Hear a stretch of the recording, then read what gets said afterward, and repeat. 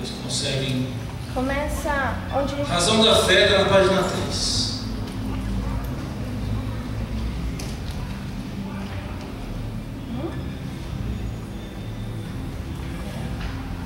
Andando no telão. Razão da fé, página 3. Show? Eu vou tentar colocar brevemente para quem não tem acompanhar. Tá? A igreja presbiteriana surgiu da reforma protestante do século XVI. Todo mundo sabe aqui o que foi a reforma protestante? Quem pode me explicar o que foi a reforma protestante? E uma palavra. Oi? Uma mudança. Sim. O que mais?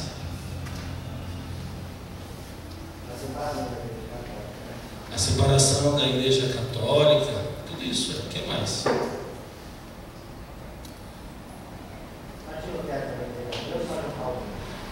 De Lutero. Mas o nome já diz, né? Reforma, reformar, mudar, protestar. Nós temos hoje metade da população mundial, quase 4 bilhões de pessoas creem em Deus, dividido em 5 teologias, né? 5 visões sobre Deus. Então, temos a teologia católica, temos a teologia liberal e a teologia protestante ou reformada. Protestante e reformado é uma coisa só. Protestante e reformado é uma coisa só. Protestante porque Lutero, Martinho Lutero, protestou no castelo de Wittenberg, na Alemanha, no dia 28 de 10 de 1533, sobre as indulgências, porque a Igreja Católica estava cobrando pedágio para entrar no céu. Vendia a salvação. E Lutero protestou disso. Coisa aconteceu. Ele escreveu 95 teses. As 95 teses de Lutero se resumem em 3 pontos. Só as Escrituras, só a fé e só a graça. Então, para Lutero, só as Escrituras, só o que tinha na Bíblia valia. Só a graça de Deus nos salva, e para sermos salvos precisamos ter fé, não precisamos pagar nada. Ok? Então isso foi a reforma protestante. Tá?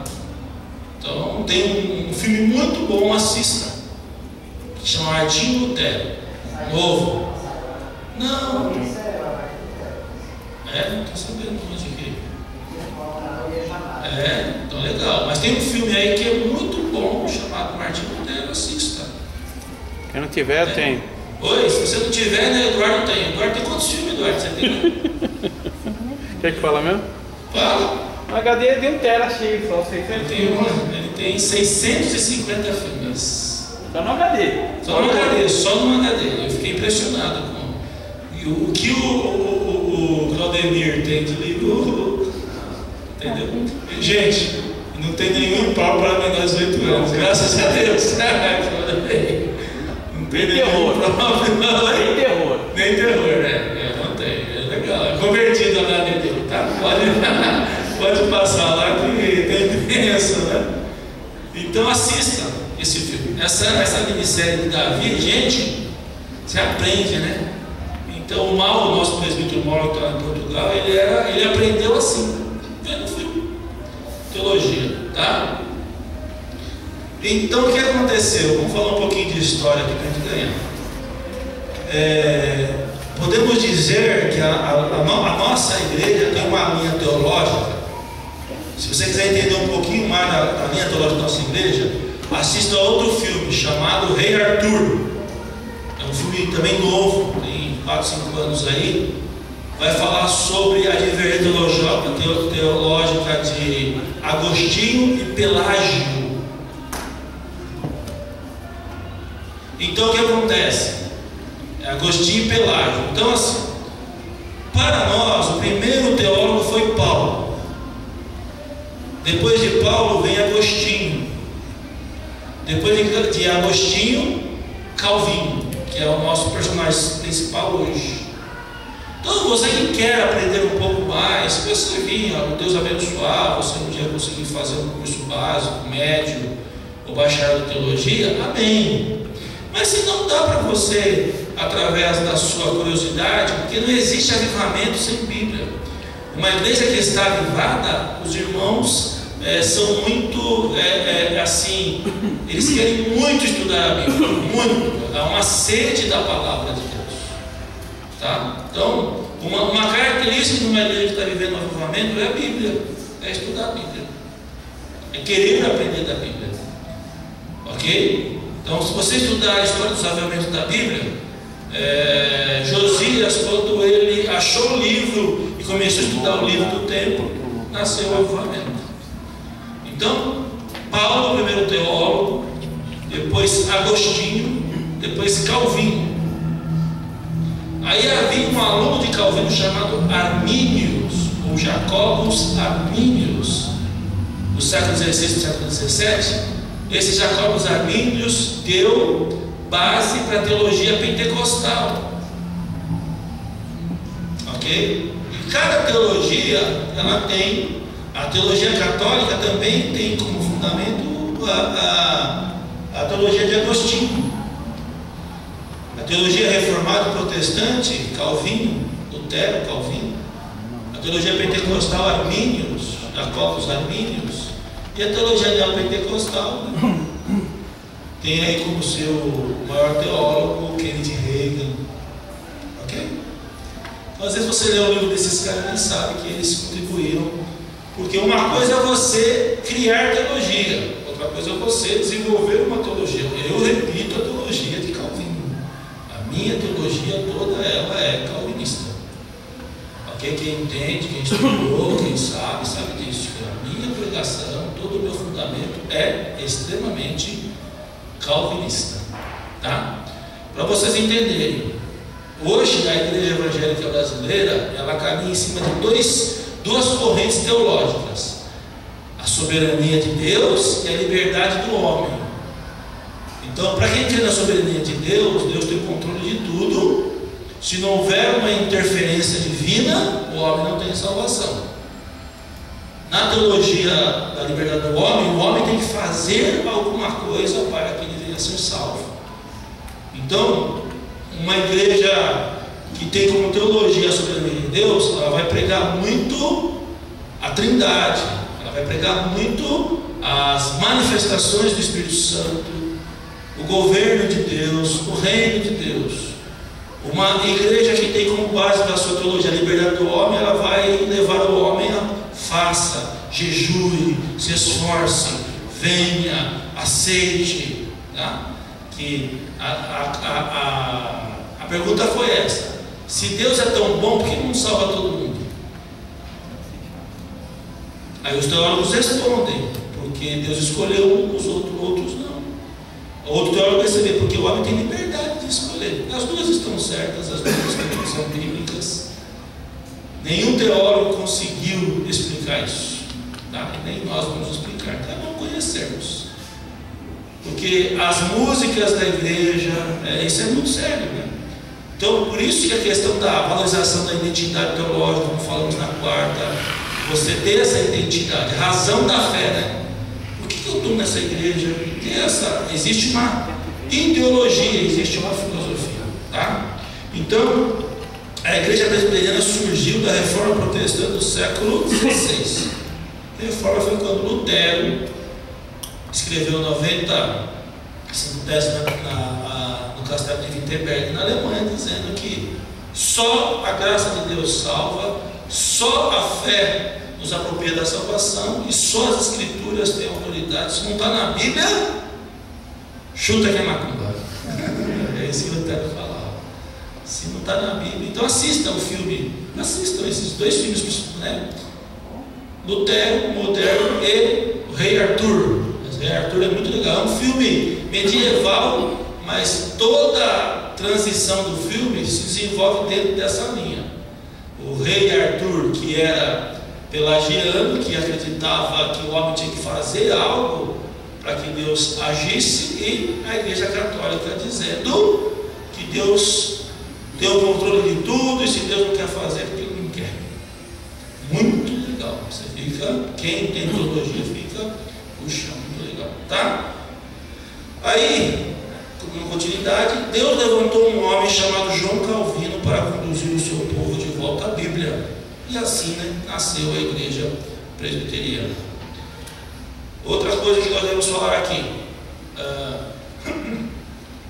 a ideia de Lutero não era acabar com a Igreja Católica. Lutero protestou contra as heresias. O que é heresia? Quem sabe? Hereses. O que é heresia? Alguém sabe o que é uma heresia? Errar o alvo. Oi? Errar o alvo, errar o conceito. Errar o conceito. O que é uma heresia?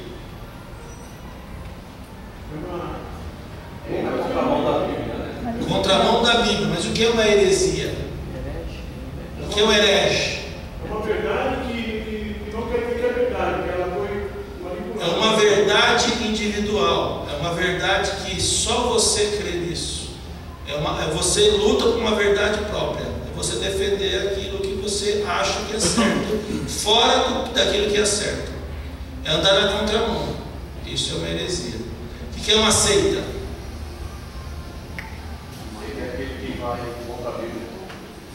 O que é uma seita ou secta? Contra a Bíblia. Sim. O que é uma seita? Qual que é a diferença da igreja e de uma seita? Ela crê em coisas diferentes. Seita, secta, fechado. Então, uma seita não é público, é fechado. Isso, a igreja ela tem que ser pública. A lei do país exige que nós colocamos na placa os dias que são reuniões. Hoje é uma reunião pública, você tem que fechar a porta. Vigília é reunião pública? Fechar a porta. Domingo de manhã é reunião pública? Tem que abrir a porta. Se Deus do livre acontece um acidente hoje aqui, lá no nosso alvará, está dizendo que é uma reunião só para membro.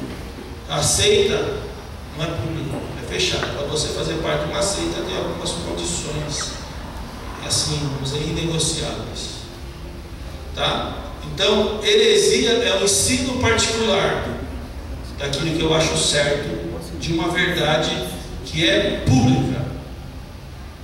O que é uma verdade pública? Que é documentada em cartório e ela é exposta publicamente. Oi? Se aceitar, né, velho? Para aceitar, você tem que aceitar, não é público.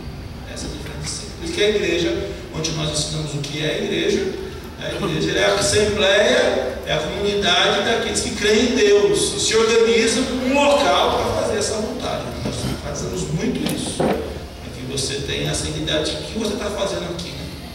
Tá? Então, o que aconteceu aqui? Lutero, ele não queria acabar com a Igreja Católica, era tirar as heresias, os ensinos na contramão na Bíblia. Isso que Lutero quis fazer. Tirar os ídolos, tirar a venda de indulgências, tirar situações que não eram bíblicas. Ele protestou, por isso chama de protestante. E quem deu o nome de protestante não foi Lutero, foi o povo.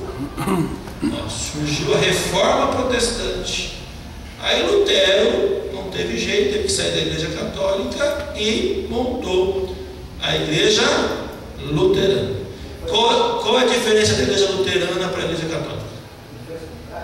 Foi excomungado, expulso. A palavra excomungado é expulso. Qual é a diferença da Igreja Católica para a Luterana? Duas. São duas. Oi? Não tem ídolos, é uma e outra. O padre pode casar. Essa é a única diferença. Né? Que bom, né? É a única diferença da igreja católica para a igreja luterana. Tá? Quais são as igrejas protestantes? Me cite uma igreja protestante que tem como base dos seus ensinos o protestantismo, a reforma protestante. O que nós chamamos de instituições históricas. Me cite uma igreja. Batista? Batista, outra. Metodista? Presbiteriana, outra. Metodista? Metodista. Wesleyana, metodista wesleyana, né? Luterana, congregacional. A igreja congregacional não é a congregação que está no Brasil, tá? A igreja cristã no Brasil nasceu da igreja presbiteriana. Giacomo Francesconi era um pastor presbiteriano que não concordava e montou a congregação no Brasil em 1909. Está no Brasil. É uma pseudo-cristã, vou confundir agora.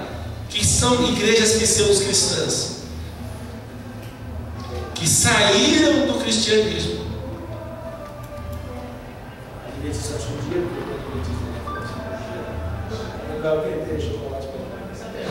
Está fechado? Então, 6 horas é isso.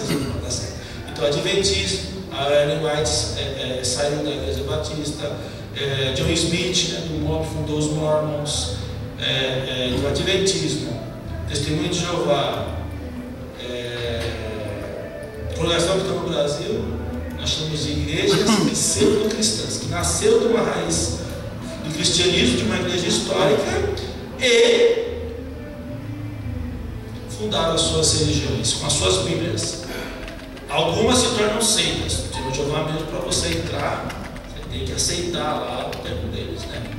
O Mormon já é mais democrático, o Adventista já é mais democrático, né? Agora, a congregação aqui no Brasil é uma confusão, né, gente? Que povo confuso, né? O negócio é muito confuso lá. Mas assim, eles também é fácil, não é difícil de lidar. De todos esses aí, o mais difícil é o Testemunho de Jeová, né? E Testemunho de Jeová só evangeliza crente, né? Eles não evangelizam a gente que conhece a palavra. Eles sabem que a pessoa está na igreja e vai novo convertido, não tem muito conhecimento da Bíblia. Para vocês verem, nós temos que tirar ponto positivo de tudo. Vamos fazer a conta. Quantas horas tem uma semana? 24 horas vezes 7. Não é isso? Quanto que dá? 168? 168. Então nós temos 168 horas por semana. Quantos cultos nós temos na igreja? 2. Quarto domingo. Então são quantas? 8 horas. Dessas 8 horas, quantas horas nós damos a Bíblia? Praticamente 2, porque é louvor, é liturgia, não é? Vamos dizer, 2 horas por semana para estudar a Bíblia. Isso quando é, porque a pregação é uma coisa, estudo bíblico é o que nós estamos fazendo, estamos refletindo. A pregação já é outra coisa. O Testemunho de Jeová se reúne 8 horas por semana. Todos os cultos deles, eles estudam a Bíblia.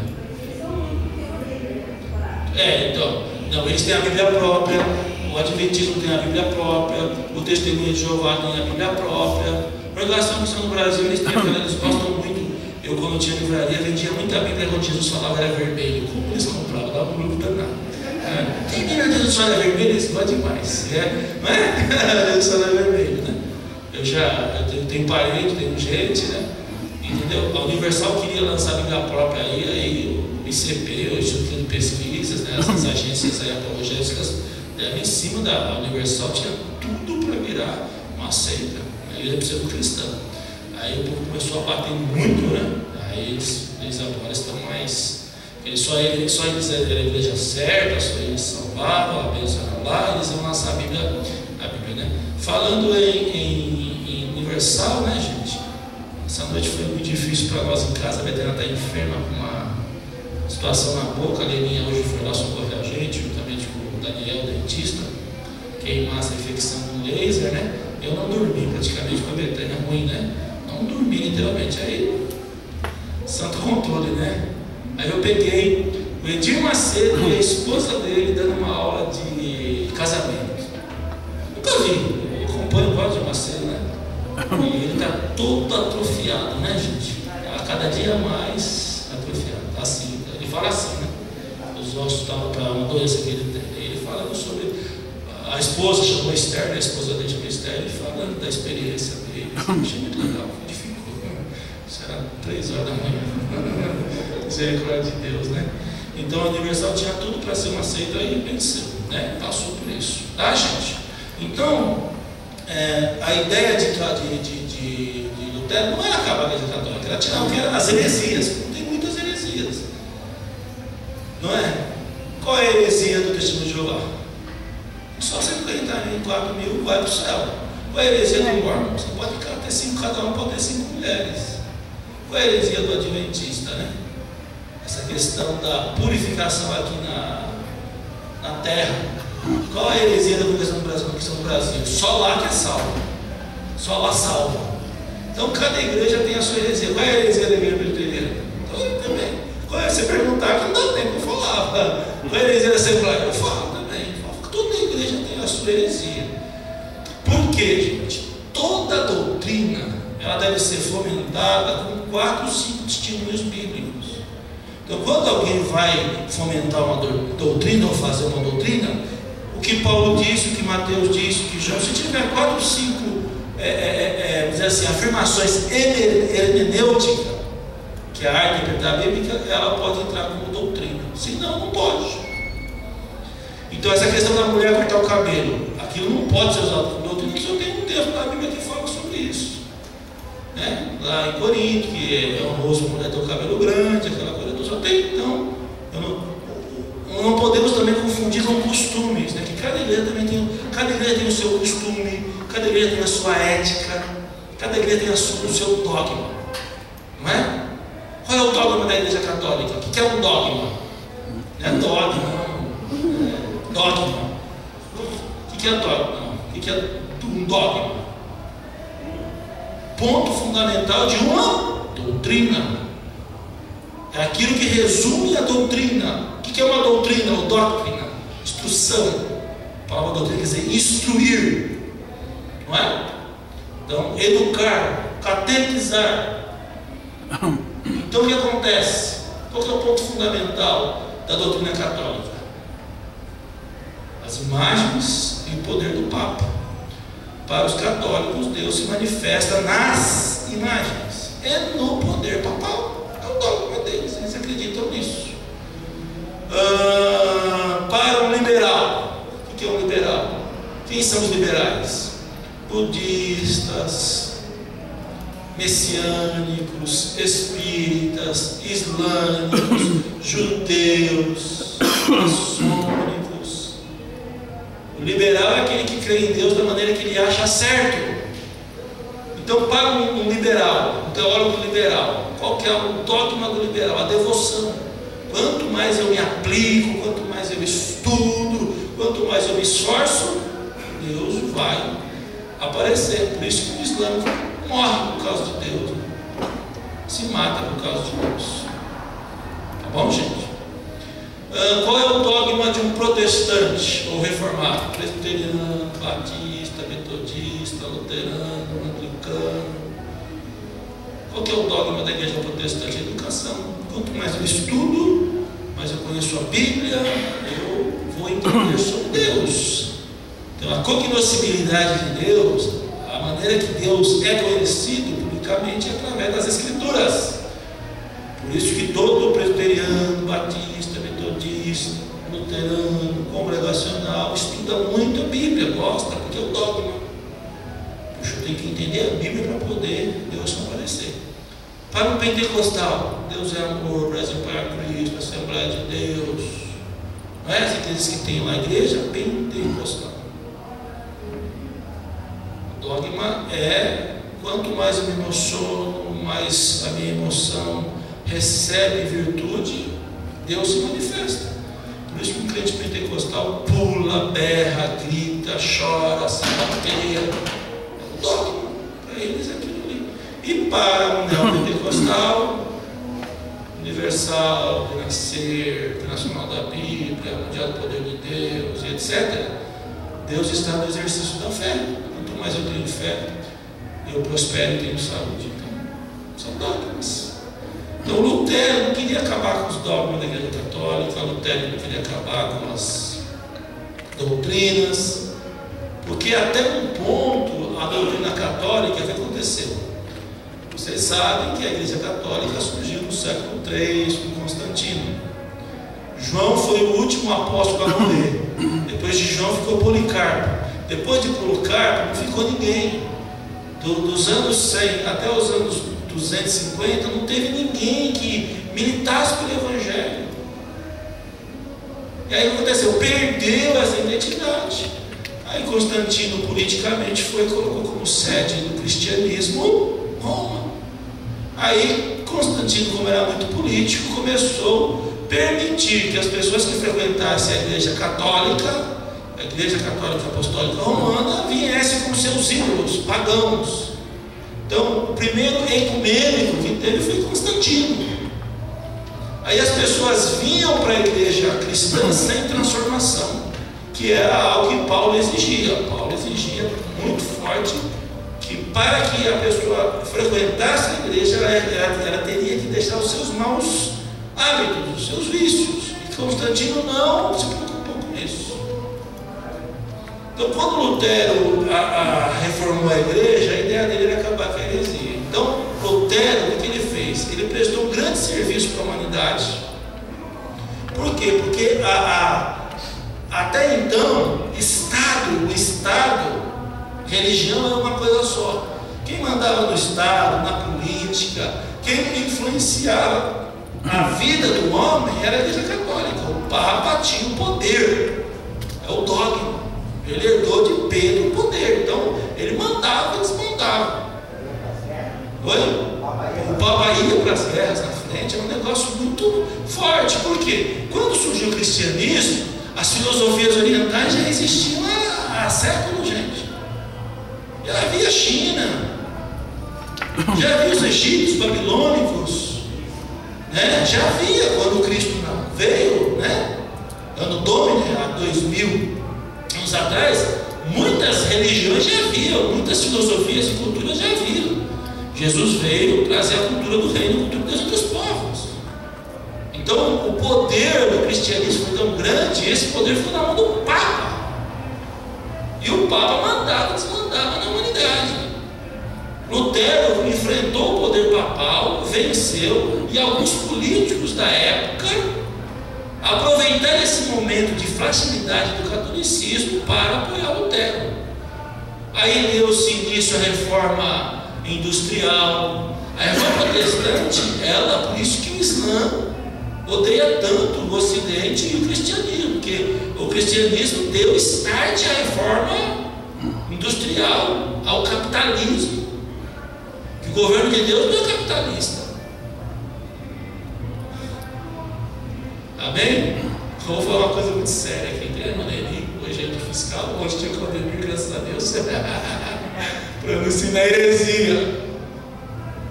O governo de Deus é socialista, mas socialismo sem Deus se torna petismo. Deus é um ser social. O que Karl Marx fez? Se Marx era batista, se Marx tivesse colocado Deus na filosofia dele, ele estava bonito até hoje, gente. Não é? Deus é socialista, gente. E socialismo sem Deus é pecado. Só isso. O socialismo com Deus. O que o socialismo faz? Igual a todo mundo. É o que Deus quer. Somos todos irmãos. Somos todos filhos. O que tem mais dá um pouquinho para aquele que não tem. Isso é socialismo. Agora com Deus, né? Hoje nem está nem no meu sermão isso aqui. Deixa eu botar uma postilha, senão eu vou falar, maionese, tem muita coisa para falar. Mas deixa aí, né? Eu fui influenciado pelo Ronaldo colocar uma cereja no bolo, agora eu estou ouvindo o Kamala cheio de cereja. Então, João Calvino, o que ele fez? João Calvino foi um dos reformadores do século XVI. Nasceu em Noyon, Picardia, na França, no dia 10 de julho de 1509. 9 anos depois que o Brasil foi descoberto, lá Na Europa, a reforma estava comendo solto, e aqui estamos descobrindo. Quem descobriu o Brasil? Cristóvão Colombo. Não fala isso, que às vezes eu perguntei, não, né? Quem descobriu o Brasil? Quem descobriu o Brasil? Pedro Álvares Cabral. Que dia? De 1000 e... Então, aqui, 9 anos depois, há controvérsias. Então, 9 anos depois, nasceu João Calvino e faleceu em Genebra, na Suíça, no dia 27 de maio de 1574. Aos 14 anos, né, está faltando aí, aos 14 anos de idade, Calvino entrou para a Universidade de Paris, formou-se em Direito na Universidade de Orleans. Direito, né? Direito e teologia andam juntos, né? Os maiores reformadores foram advogados, né? Reformou-se em Direito na Universidade de Orleans aos 20 anos de idade, converteu-se a Cristo em 1533, né? Quantos anos? 22. Já tinha. Calvino foi o mais culto, o mais inteligente de todos os reformadores. Escreveu comentários sobre todos os livros da Bíblia, com exceção de Apocalipse. Escreveu sermões e cartas, também tratados. Sua maior obra e mais importante foi o Instituto da Religião Cristã, mais conhecida como Institutas. Conhecido como Calvinismo, João Calvino fez de Genebra o principal centro do mundo protestante, desenvolvendo ali o seu gênio extraordinário como o maior de todos os teólogos estadistas do tempo da Reforma e o principal consolidador do movimento evangélico, não só pelas doutrinas e comentários, mas também pela forma presbiteriana de governo, que é o seu tipo característico. A influência de Calvino se fez sentir fortemente na Holanda, Inglaterra, Escócia, França, Hungria e até mesmo na Alemanha. Assim, a Igreja Reformada, organizada pelo gênio desse reformador, passou desses diversos lugares e mais tarde estendeu-se à América, sendo que na Inglaterra e na Escócia deu origem ao presbiterianismo, que é o governo do povo por meio de representantes, por eles escolhidos, governo republicano. O presbiterianismo conseguiu predominar na Escócia por esforço de João Knox. O padrão doutrinário da Igreja Presbiteriana e seus ciclos de fé se baseou na Confissão de Fé de Westminster, que formulou a Confissão de Fé e os catecismos. Amém? Então Calvino, ele sistematizou a reforma. Calvino foi o desfragmentador da reforma. Então Calvino ele pegou a doutrina, os paradigmas da reforma, que é só a fé, só a graça, só as escrituras, e deu conteúdo, deu base. Ok, gente? Eu sou um homem privilegiado, porque eu tive o privilégio de Deus de ir lá em Genebra. Eu conheci o museu de João Calvino, subi no púlpito dele e fiquei lá sentindo fome. Fui no túmulo, não idolatra, mas eu vi isso, fui lá, vi isso é mesmo. Tirei foto debaixo lá do monumento dele, calma assim, tudo isso no arquivo. Isso é verdade, aconteceu isso mesmo. Genebra se tornou, né, hoje o Genebra, ou Geneve, como eles dizem, hoje é palco. A ONU fica lá, o dinheiro do mundo, todo mundo, hoje para eles cair no mundo, né? Antes era lá para Genebra, na Suíça. É o único país que não faz parte aí do uso do euro, lá é o franco suíço, né? Muito forte, gente, muito forte mesmo, ok? A FIFA fica lá, as maiores organizações do mundo estão em Genebra, por causa de Calvino, que Calvino conseguiu unir ética e alegria, conseguiu unir política e Bíblia, conseguiu fazer isso na sua genialidade. Calvino, não tem ninguém na história mais competente ou instruído do que Calvino. O único livro que Calvino não escreveu, ele escreveu comentários sobre. Eu tenho as Institutas, né? Porque a minha biblioteca está desmontada lá. Essa semana a gente vai tentar organizar, mas eu tenho as Institutas, eu tenho a Confissão de Fé de Westminster, eu tenho os catecismos, eu tenho todo esse material. Fiz questão de comprar, investir, porque é muito rico, né? Muito rico no seu conteúdo. Outra coisa boa nós falarmos, Calvino e Lutero não concordavam só em uma coisa. Alguém já leu? Talvez a pessoa já leu. Calvino e Lutero tinham a mesma teologia praticamente, né? Mas eles discordavam só numa questão doutrinária, na Santa Ceia. Para Lutero, a ceia ainda ela se tornava transubstanciação, né?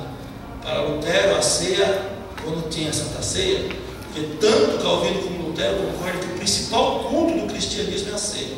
Não tem culto mais importante do que a Santa Ceia, porque na Santa Ceia nós renovamos a nossa relação com Deus. Essa ideia que eu li aqui é porque Calvino e Lutero tinham esse mesmo ensino. Então, para Lutero, o corpo, o pão virava carne, como a Igreja Católica acredita, e o sangue virava sangue mesmo. Então, na hora ali do ato profético, o que acontecia? Era sangue mesmo, e era carne mesmo. Para Calvino, como nós cremos, é o símbolo, né? Então, a Santa Ceia é o símbolo. Então, o pão simboliza o corpo, e o vinho simboliza o sangue. Mas para Lutero não, para Lutero. E a outra coisa também, né, da questão do batismo, né? Eles tinham o Pedro batismo, que é isso? Calvino acreditava que pela fé dos pais, os filhos tinham uma tendência espiritual benigna. Então Calvino, se os pais eram crentes, podia batizar a criança. Porque no Velho Testamento, o rito de iniciação do judeu o batismo do judeu era a circuncisão. Você sabe o que é circuncisão? Não sabe o que é? Alguém não sabe o que é circuncisão? Não tem vergonha não, quem não sabe? Circuncisão, o judeu tem como costume cortar a fimose do menino, o prepúcio, né, do órgão reprodutor masculino. Loucura, né? Deus pediu, Abraão teve que fazer isso, né? É uma coisa séria. Então, a ideia ali do princípio é o rito de inauguração espiritual. Para nós cristãos é o batismo.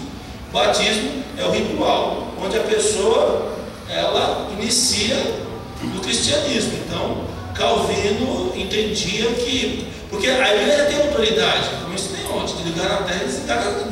O que ligar na terra será ligado nos céus. A igreja tem essa autoridade. Deus só não assina embaixo quando é pecado. O próprio Jesus disse, quando soprou o Espírito Santo lá em João, disse: vocês têm poder de perdoar pecado, de se render. A igreja tem uma autoridade. O que sai aqui do púlpito, o Espírito diz amém e escreve embaixo. Então Deus não ligou para isso. Então Calvino, se os pais eram crentes, podia batizar a criança. A Igreja Católica também, né, fazia isso. Lutero já pensava que, pela questão da conversão, então ele teve também essa discordância, mas é coisa que pessoal, né? Tá, gente? E hoje, pode batizar criança? Não pode? É uma polêmica hoje isso, tem igreja que batiza. Eu já batizei muita criança. Se os pais são crentes, a fé dos pais não salva, mas não essa projeção, essa é a técnica Calvino, tá certo? É isso mesmo. A primeira bênção que temos quando tememos a Deus, Pai, é recomeço. Qual é a segunda bênção de quem teme a Deus? Não é a posteridade, a bênção que passa para pai e para filho? Aqui na nossa igreja nós não fazemos isso. Eu já batizei crianças com 10 anos, mas a criança tem que ter o seu testemunho e os pais têm que comprovar isso. Tem uma menina agora que é batizada com 10 anos, aí a menina já expulsa demônio, já ora. A Manuela, nossa mesma, foi batizada com o Espírito Santo, chorava. Outro também que eu batizei pequeno é porque orava: mãe, qual é a evidência que você tem que o Cristo deve ser criança? Ela ora no dedo do joelho e fala com Jesus. Então manda essa criança fazer uma redação. E na redação ela pensava que realmente Jesus está na vida dela. E a condição para se batizar qual é? Não é crer e se arrepender? Crer em Jesus e se arrepender? Não. Aí nós batizamos a partir dessa experiência, 10 anos em diante, né? Para não polemizar. Mas outras igrejas tradicionais aí eu batizava os pais, se o pai, se for só a mãe, mas se os pais forem crentes. Ok? Quando a criança faz 12, 13 anos, ela vem na frente e faz a profissão de fé pública. Ela renova o seu batismo no culto de Santa Ceia, dizendo que agora com 12 anos, que é a idade da formação do caráter, ela entende que Jesus está na vida dela.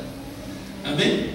Se nós fazemos isso, é muita polêmica, isso é polêmico, né? Mas Calvino e Lutero também tiveram essa. Por isso que nasceu a Igreja Batista. A Igreja Batista nasceu nessa briga. Por isso que chama igreja que batiza, né? que a palavra batismo quer dizer mergulhar, imergir, baptizo, e para o batista tinha que mergulhar. Não gosto de ficar jogando água na cabeça com a canequinha, não gosto. Aí surgiu a igreja que batiza, a igreja batista. Mas qual que é a heresia da igreja batista? Pode vir de qualquer igreja, tem que batizar lá, só aceita o batismo lá. Isso está errado. Batismo é a lavagem com água em nome do Pai, com testemunha. Se tem pouca, muita água, ou não tem nada, né? Tem que ter água. O batismo bíblico tem que ser em nome da Trindade. Tem igreja aí? Tem um irmão aqui na nossa igreja, gente. Esse irmão é uma bênção, não vou falar quem é, mas ele é uma bênção. Ele quer ser candidato a obreiro, ele tem tudo. Ele só não é porque ele batizou numa igreja que batiza só em nome de Jesus. É uma igreja evangélica. Eu não aceito o batismo dele. Eu falo, se o batismo não é bíblico, meu irmão. Não é. Eu posso chegar nessa igreja? Pode. Mas eu nunca vou conseguir te delegar autoridade, porque você tem, nós não cremos nisso. Eu creio que o batismo ele tem que ter, biblicamente, quando a gente dá aula, ele tem que ter água, em nome do Pai, do Filho e do Espírito Santo, como testemunha. Isso é o batismo bíblico. Se é com muita, com pouca, mas tem que ter água.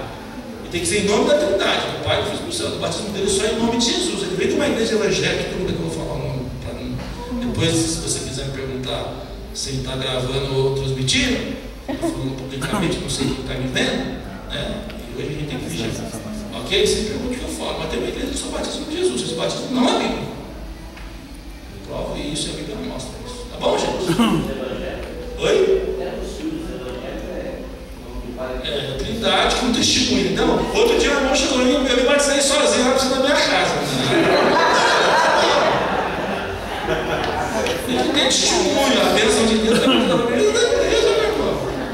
Como você fez? Eu falei, eu estou cheio do Espírito Santo, ele disse, eu me batizo em nome do Pai, do Filho e do Espírito Santo.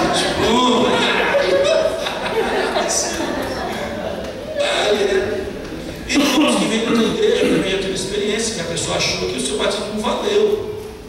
Por isso que é um só batismo, né? Então, a briga do batismo e de criança sempre foi a briga, né? É que nem condomínio, tudo que está por condomínio começa com C, né? Cachorro, condomínio, carro, criança, né? Mesma coisa, na história da igreja, é a questão do batismo, da Santa Ceia, que são pontos fundamentais de doutrina, né? Então, Calvino e Lutero tinha essa formulação. Para nós, a confissão de fé e os catecismos, né? Mas catecismo é coisa de igreja católica? Mas está certo, a palavra catecismo quer dizer instruir, quer dizer disciplinar ou discipular. Não é? Então, como o nosso país é um país anticatólico, pegou muito, mas está certo. Tá? As igrejas presbiterianas, qualquer dúvida, fale agora ou faz sempre. Não me perguntar não, tá? As igrejas presbiterianas chegaram na América do Norte de duas origens. A primeira veio da igreja da Escócia, reformada por João Knox em 1560 e conhecida como igreja oficial desse país. Da Escócia espalhou-se até o noroeste da Irlanda, onde a população era protestante. A outra fonte deu aos presbiterianos puritanos da Inglaterra durante o reino de Tiago I, chegando a dominar o parlamento no período da comunidade britânica. Depois da ascensão de Carlos II, a igreja da Inglaterra conquistou novamente influência e mais de 2.000 pastores puritanos, em sua maioria de ideias presbiterianas, foram expulsos de suas próprias paróquias. Esses três elementos, escoceses, irlandeses e ingleses, ajudam a formar a igreja presbiteriana nos Estados Unidos. Há nos Estados Unidos vários ramos de presbiterianismo, com 4,5 milhões de membros. Ok? Agora nós temos que parar um pouco aqui, que isso aqui tem a ver conosco. Por quê? Como eu falei na quarta sobre a história. Então, a igreja presbiteriana nasceu onde? Onde? Suíça, Escócia, Inglaterra, Europa. Se fortaleceu onde? Escócia, Irlanda, Suíça e Inglaterra. De lá eles vieram para onde? Estados Unidos. Dos Estados Unidos espalhou. Dos Estados Unidos vieram para o Brasil, que é o nosso próximo tópico, né? Através de Simonton, e foi um grupo de missionários para a Coreia. Então,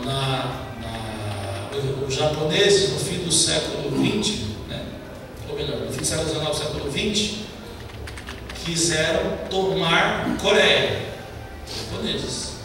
Os Estados Unidos entrou na briga e não deixou. Por isso que a Coreia tem uma dívida muito grande, se dão muito bem, porque são irmãos, né? Irmãos.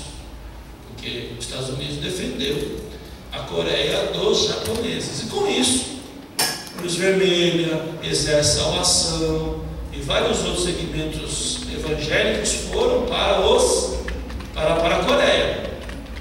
Chegando na Coreia, fundaram a Igreja Presbiteriana Coreana. A Igreja Coreana cresceu de forma assustadora, porque eles tinham que ter fé para viver ou para morrer. Então, a questão da Igreja Coreana é fé para viver ou para morrer. A Coreia não tem nenhum tempo. Ou o Evangelho funciona, ou a Igreja dá certo, ou tem que morrer. Eu já tive relato, testemunho de pastores coreanos. Eu conheci um pastor coreano que ele era muito abençoado por Deus. Sabe como que ele nasceu no ministério? O pai dele foi 40 dias no monte, orando e jejuando a pão e água. E o objetivo desses 40 dias, qual era? Se Deus não desse a ele uma grande igreja, um grande ministério, Deus podia levá-lo. Ele queria morrer. Ele desceu do monte os 40 dias, passou 15 dias e ele morreu. E o velório dele, o filho, ficou tão impactado com a fé do pai que assumiu o ministério. E hoje o filho tem um grande ministério devido à morte do pai. Então, essa é a escola que eu venho. Que igreja é a noiva, não tem brincadeira, não tem meio termo. É por isso que às vezes eu sou a terra de Cláudia, já melhorou muito, me curou muito, mas eu venho dessa escola. Que igreja para eles é um negócio sério. O pastor para eles dizem que não é todo mundo que é pastor, mas eles chamam de reverendo. Respeitam, né? É o primeiro segredo da igreja coreana. O primeiro segredo da igreja coreana é isso, respeitar o poder espiritual. O segundo segredo é o dízimo, oferta. Como já testemunhei aqui, eu ia dirigir muito para coreano. Imagine, coreano é machista e paternalista. Então o coreano mais velho manda no mais novo. Eu não era o mais velho, era o mais novo, era brasileiro ainda, porque para ele brasileiro é índio, anda pelado. Mas Deus falava, fica aqui, eu ficava comendo, olha gente, dirigia carro, lavava banheiro, né? Às vezes eu subia com o meu carro, ficava orando, o Senhor estava no coração do coreano, que ele me dá 10 reais para eu voltar. E quantas vezes? Eu fui dar aula, gente, eu orava para ele pagar a aula, porque eu não tinha dinheiro para voltar, quantas vezes? E ele dizia, honra. Homem tem que tirar seu sustento. Sucesso de Eliseu, sucesso de Betânia. Betânia não pode ter mais sucesso que Eliseu. Se Betânia tem mais sucesso que Eliseu, Eliseu tem que parar. Para até aqui, não deixa Betânia ter mais sucesso. Era sério o negócio.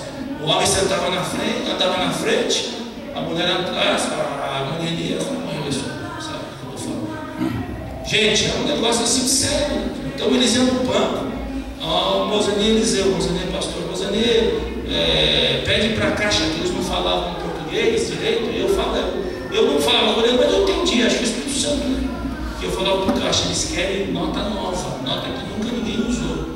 O dízimo deles era assim, não era em cheque, era nota nova, eu achava aquilo edificava demais, né? Aí, capeta de fé, não cai mesmo, você cai mesmo, né? Em nome de Jesus, mas estão incomodando, né? Isso é possível. Aí aconteceu, os coreanos vieram para o Brasil. Vieram 33 coreanos para o Brasil nos anos 70, 80 e 90. E nessa aí, o reverendo Paulo Jin-song, ou Paulo Song, veio. E Deus me colocou como coreano para ajudá-lo, né? Para trabalhar com ele. Eu me apaixonei pela disciplina, gente. Como eu dei testemunho ontem aqui, né? Como é que foi a minha...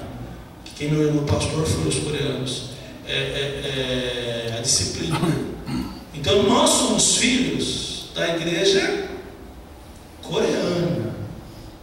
Porque na igreja presbiteriana não tem igreja sede, é igreja mãe. Quem é a mãe? É a igreja. Quem é a mãe? A igreja americana. A igreja coreana é filho da igreja americana. A mesma igreja americana fundou a igreja presbiteriana brasileira. Coreano é irmão da igreja A mesma mãe da Igreja Presbiteriana Brasileira, a Igreja Presbiteriana do Brasil, é mãe da Igreja Presbiteriana Coreana. Então a Igreja Presbiteriana, nós somos sobrinhos da Igreja do Brasil. Entendeu?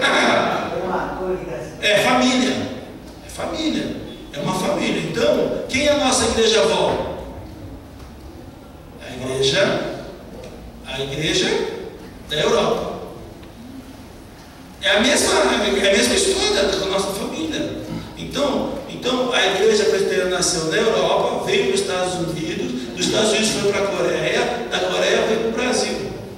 Estão entendendo? Então nós somos filhos da igreja coreana. A igreja coreana é a nossa igreja mãe. Então esse ano eu vou tentar novamente, né? Eu parei de ter assim, de 2008 para cá. Quando a gente começou a erguer esse prédio aqui, eu não tive mais que merecer, nós estamos orando para resgatar, ir lá, trazer um seminário, começar a trazer coreano aqui a partir de fevereiro, para dar novamente essa ideia de igreja séria, não certa, como eu disse esses dias, mas igreja séria, dessa visão da igreja coreana de fé para viver para morrer. Pastor é autoridade espiritual, ninguém consegue ser pastor se não for escolhido a dedo por Deus. A questão do dízimo da oferta, a questão do pequeno grupo e a questão da educação cristã. Então são 5 pontos da igreja coreana. Puritanismo, aí também tem a ver conosco. O que é presbiteriano puritano? Puritanismo, algumas coisas da igreja católica veio também para a igreja luterana e a igreja presbiteriana. As igrejas presbiterianas são igrejas católicas sem santos, né? É a mesma coisa. Tem pastor que usa até estola. Eu queria usar aqui aquele backlash. A Beatriz falou, eu só não uso o dia de casamento das imagens a clerical, porque a Beatriz não deixa. Aí me ajuda, gente, a falar. Porque sabe o que a Beatriz fala? Sabe o que a Betânia fala? Porque fica parecendo um padre. E a mulher do padre é a mula sem cabeça. Ela não quer porque fica, né? Ela fala, eu vou colocar a eclésia, a clerical, né? Mas é assim, né? Entendeu? Eu tenho a cruz, eu tenho alguns símbolos de casa que eu usava, porque quando eu andava coreano, eu tinha que andar como eles, né? Então eu tinha reuniões que eu tinha que ir, né? O Toninho chegou aí algumas comigo, os irmãos aqui, eu acho que vamos orar, se Deus vai dar. Então é isso aí, entendeu? Então, mas o pastor Bequeno usa pela clerical, né? Então, assim, isso foi bom, isso trouxe disciplina, né? Trouxe maturidade. Então, acho que chegou a hora para dar essa identidade que nós não estamos a deriva, né, gente? Estamos aqui para ficar cantando bonito, show, aquela coisa. Estamos aqui porque temos uma linha, temos um propósito, temos uma identidade, temos um alvo, né?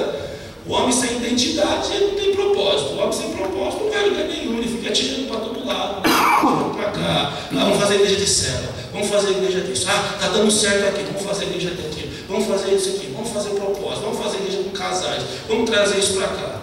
Vamos fazer reuniões de libertação. Quando não tem propósito, fica atirando. Né? E às vezes acerta quando não quer. Então, esses anos todos, nós sempre mantemos com crítica, sem crítica, com adesão, sem adesão, com dinheiro, sem dinheiro, sempre mantemos. E agora temos sentido essa força para dar uma arrancada, né? E os coreanos fizeram muito bem, né? Dinheiro, falo para você que herdei qualquer coisa de dinheiro, que ele é rico, mas eu herdei a teologia, o conhecimento, a disciplina, né? Mostrei nas fotos, na quarta, né? Vocês viram as fotos, mas a gente retoma isso, tá bom? Entendeu de onde vim você? Então, olha, você tem sangue azul na veia, espiritualmente falando. Oi? Tem uns clientes coreanos lá que eu falei que era coreano e era utilizado de coreano, sabe? Ah, sim.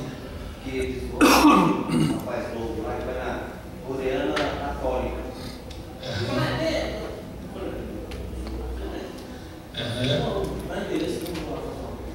Eu já trouxe com ele aqui que na hora que começava o louvor eles faziam assim.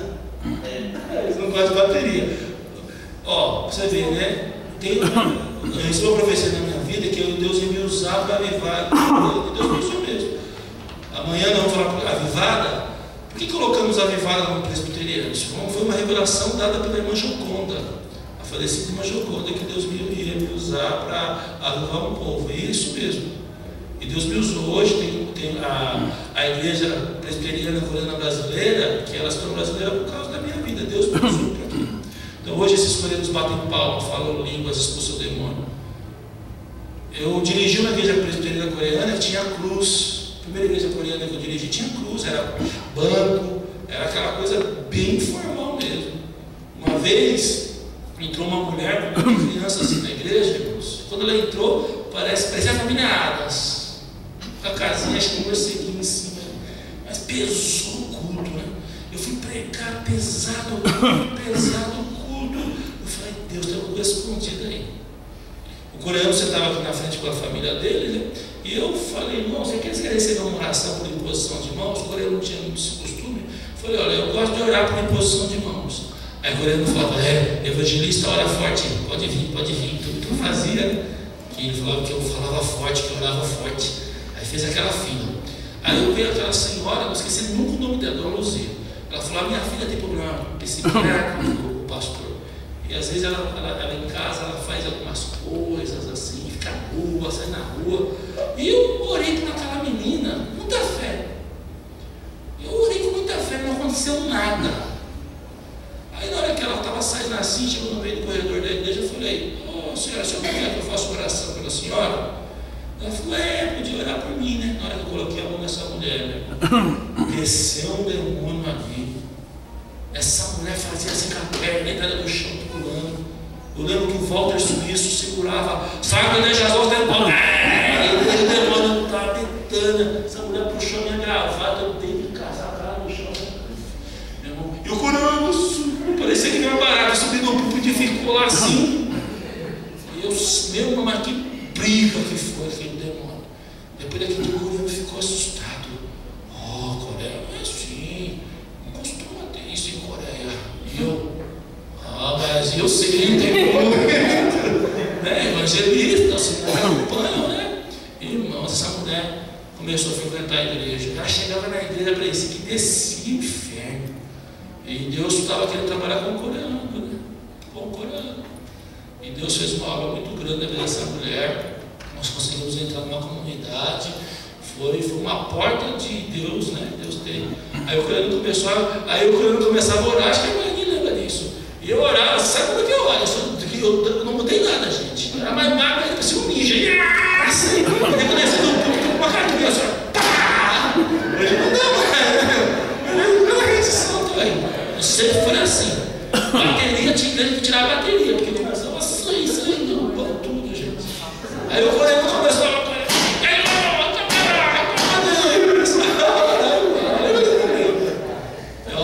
até um dia no congresso que Deus me usou em coreano, né? Nunca falei coreano, e Deus começou a me usar em coreano, eu falava em coreano, e os coreanos, aí eu perguntei para o senhor, o que aconteceu? Você falou coreano? Eu falei, você falou que Deus tem uma obra grande, que Deus ia usar com o poder do Espírito Santo, aí o coreano começou a ficar pentecostal.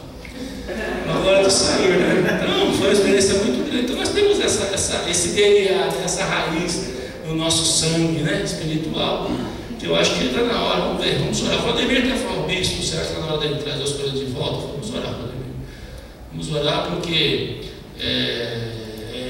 assim. E ceia, gente. Se eu contar em ceia, a primeira ceia que eu fiz, ceia para nós aqui no Brasil, Jesus ressuscitou, né? Já refúgio a glória eterna de Jesus, perdão real vos entregou, era festa, né? Era poder, ressuscitou. Então a ceia para nós é alegria, para coreano é contrição. Sim, eu amo a mensagem da cruz, de cruz, era tristeza. Eu ia saber disso, gente. Primeira Santa Ceia que eu dirijo, eu já vamos aí, né? Eu quero ver. E o coreano, a mulher, e o senhor assim, Senhor manda poder. Eu não entendi nada, o coreano me chamou. Ele não falava português, na hora que eu falo, não entende por que ela é ali. Não entende. Aí eu falei, Jesus ressuscitou. mensagem de nova vida. Não, Coreia, cruz pesada, coroa de espinho, cabeça de Jesus, muita dor, sofrimento, começa a chorar. Então, Brasil, festa. Não, família minha não entende. Aí eu falei, como eu conserto agora? Aí eu pus a igreja de joelho, coloquei de joelho e comecei a orar para Deus me falar, como resolver isso aí. Aí Deus deu sabedoria. Aí na próxima ceia eu falei, pastor Souto, vamos fazer o seguinte: a gente começa a ceia com contrição, com tristeza, com cruz pesada, mas depois de palavra, Cristo ressuscitou, que nem Bíblia. Primeiro sofrimento, depois alegria. Isso é bom, vamos ver, né? Aí é o modelo nosso, mas você vê, é isso que nós começamos, né? Dobrando o joelho, depois Jesus, né? Aí pegou aquilo, irmãos, ficou de uma forma muito abençoadora para a glória do Senhor. Né? Eram umas experiências assim tremendas, né? Muito fortes. E oração 5 horas da manhã, todo dia nós orávamos 5 horas da manhã, disciplina da oração, né? Orar para viver, para morrer, fé para viver, para morrer. Então, a nossa igreja, você que está escrevendo essa nova história da IPAG, conforme nós mostramos nesses dias, a história da IPAG até o templo antigo, agora nesse templo você está escrevendo essa nova história, você tem isso no seu DNA espiritual, amém?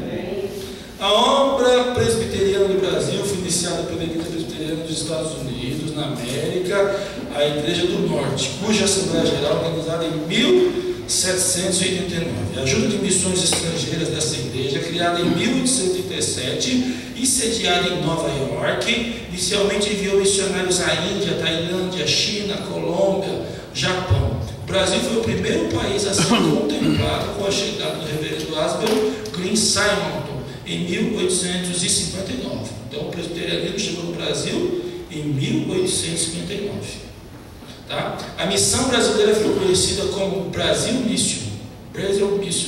Os missionários da Igreja do Norte concentraram os seus primeiros esforços em 2 regiões do Brasil, dando origem a 2 subdivisões da missão do Brasil.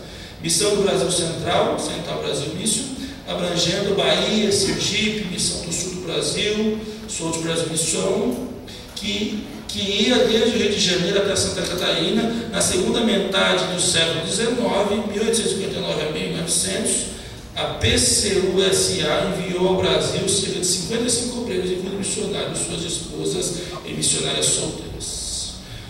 Escreveu isso foi o reverendo Aldenir Souza de Matos, historiador da Igreja Presbiteriana do Brasil. Tá? Visitem o site www.ipb.org.br, que é o site da Igreja Presbiteriana Mãe, né, para você ver.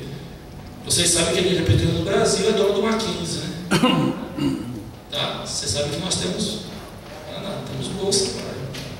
Se fosse um pouquinho mais perto, o João estudava lá, os irmãos da igreja, a gente pode, consegue alguma bolsa, né, de 10% até 50%. Entendeu? Oi? Então, aí é outro ponto, se vocês querem discutir. Em 1903, a Igreja Presbiteriana dividiu entre IPI e IPB. Aí hoje, essa igrejinha aqui, tem gente aí que foi tirado, fora os satanistas.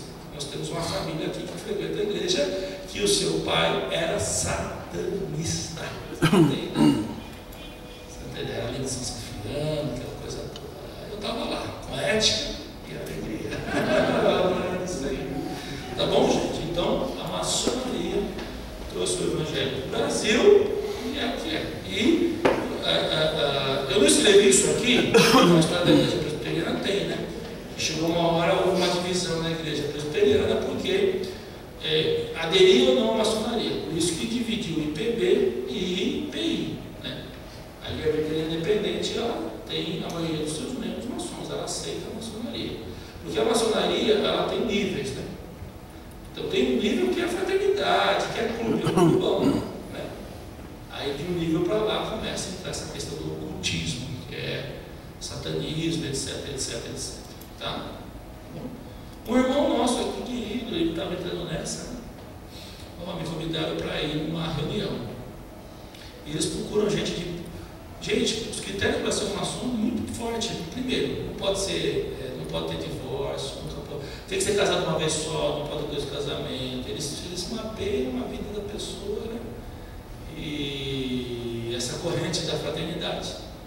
O quão bom e quão suave é viver unidos dos irmãos. Esse é o versículo chave da maçonaria, né? Eles terem uma ideia. Tá? É muito sério. Mas ele entrou no assunto, né? Dentro de uma crise tem maçom? Tem. Como em todo lugar. Tá? Então, a maioria aí de muitos dos evangélicos que pregam, que cantam, são maçons. Diante de Deus, estou aproveitando na Betânia, no João Vitor, e vocês, eu não sou maçom, viu? Muita gente pensou, não pensa aí. Estados Unidos, né? Não, sou maçom. A maioria. Estados Unidos, 80%. Né? É bom nós estudarmos. Um dia, se Deus preparar, a gente vai preparar um estudo, dar uma aula aqui sobre a questão da maçonaria. Porque a maçonaria é um culto, ninguém sabe quem é maçom e quem não é. Né? Então, quando eu fiz o ciclo da MEB, foi para ganhar maçom. E eu ganhei. Esse ciclo da MEB é um debate. Vem um cara, porque o maçom ele cumprimenta, não é brincadeira, assim. Quando eu aqui na veia, aqui, apertou aqui, é o código, não sei se você passa. E quando eu vou, o cara já vem com o dedão aqui, assim, eita merda! Não sou bobo nada, só fica um cara de pombo esperando a hora, né? E em nome de Jesus. E a assinatura? Triângulo na assinatura, né? Também, tudo que tem triângulo, você viu. Poxa, outro dia o irmão, né, aprendendo, estudando, porque o problema, gente, é ignorância. O cara começa a estudar, ele pensa que ele é. Quem estuda, respeita, fica quieto. Quem tem muito conhecimento, fica questionando, brigando. Passaram na frente de uma igreja metodista aqui em Guarulhos, do pastor amigão meu, e a igreja lá, tem lá o triângulo com as 4 colunas. Entendeu? O compasso já é outra linha, porque tem várias linhas, né? Tem a Santa, tem a Rosa Cruz, tem várias, a maçonaria tem várias linhas, como tem várias igrejas, tem suas denominações, então o compasso é uma.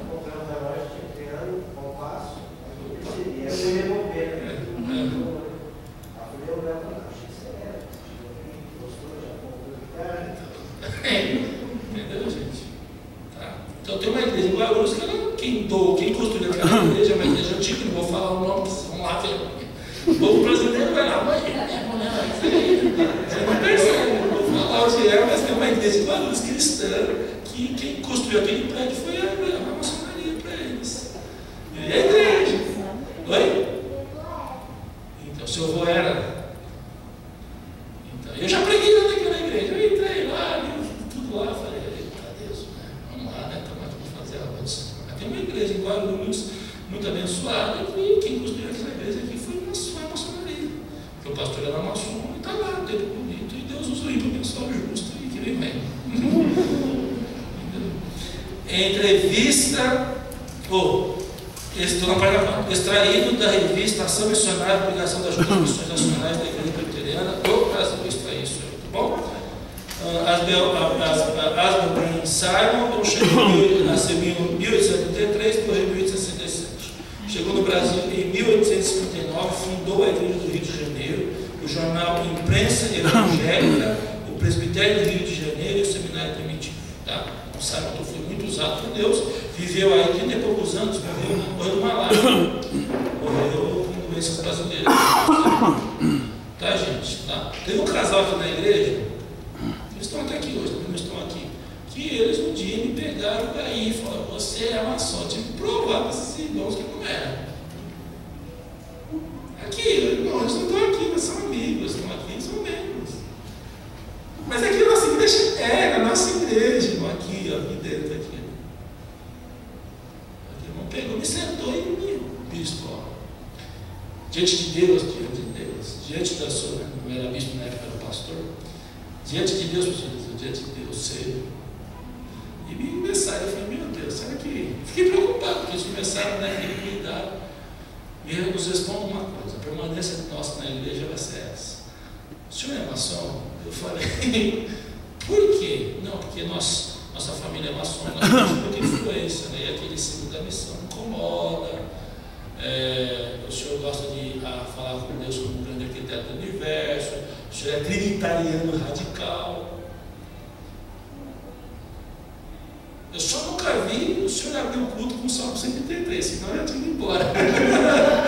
Eu falei assim, aí entendi, quebrando o gelo, e fui explicando, né, dessas minhas experiências. Que Deus me deu esse ministério, né? Eu tenho esse ministério, que é precisamente dessa natureza. E comecei a mostrar, né, foto, documento que eu tive. Aí hoje esses irmãos são bem fãs, assim, né? Me abençoam muito aí, né, da questão do ministério, porque é uma coisa que não pode, não vão sair falando amanhã, né? Vamos lá orar, né? Entendeu? Eles me levam lá nas casas, eu tenho um ministério particular, né, que só a nossa liderança sabe, o ministério pós. A igreja aqui, ela não consegue me sustentar. A igreja, essa igreja aqui, ela não me sustenta, né?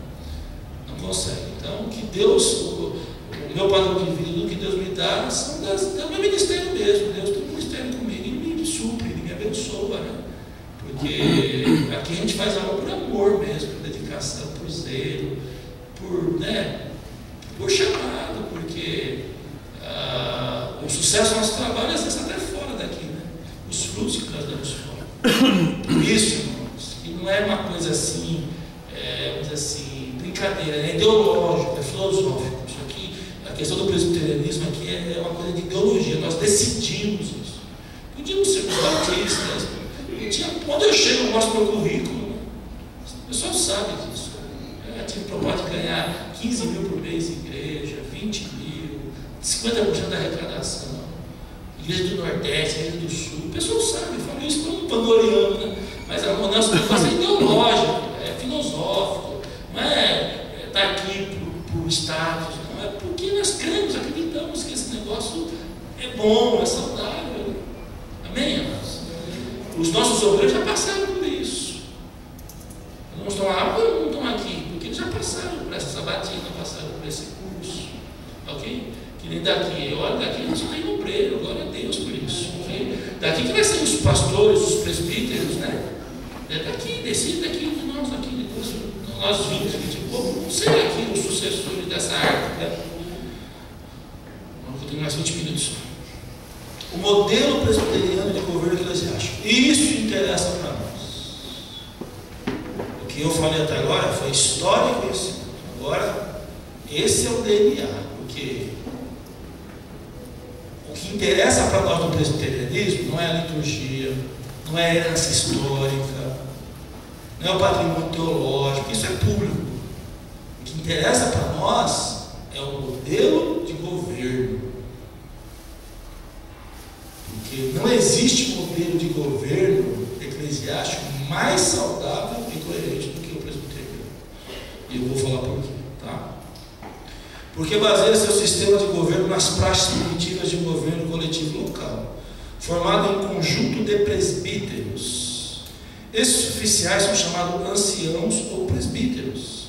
Entre os presbíteros existe uma distinção bem marcada nas escrituras para a boa ordem do trabalho. Ok? Vamos só explicar aqui. Qual que era a ideia de Calvino?